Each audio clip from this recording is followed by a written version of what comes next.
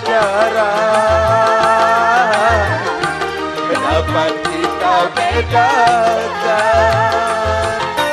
Mama papa tadi katakan,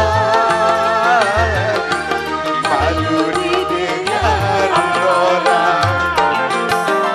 Mama, ku panggil mama, tentu saja bagi dirimu yang ku sayang selalu.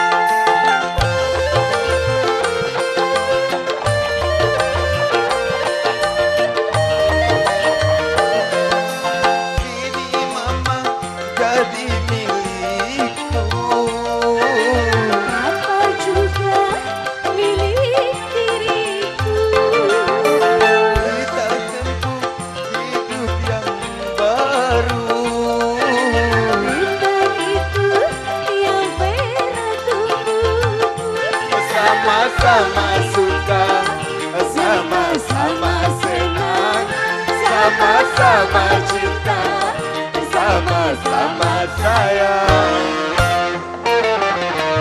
Mama, ku panggil mama, tentu saja bagi dirimu yang ku sayang selalu.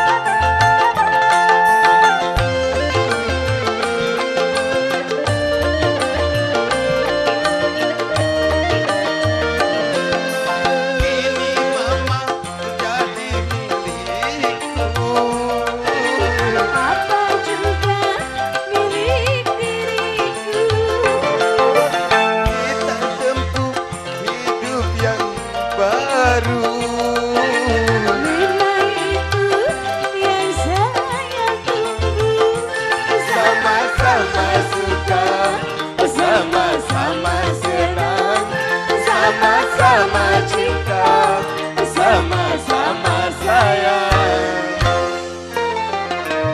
Mama, ku panggil mama, tentu saja bagi dirimu yang ku sayang selalu. Ku sebut papa, tentu saja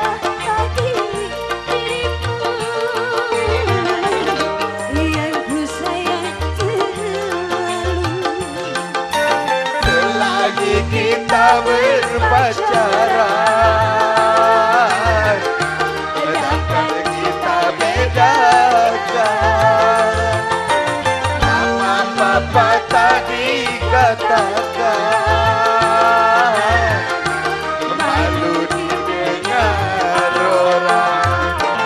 Mama, ku panggil mama, tentu saja bagi diri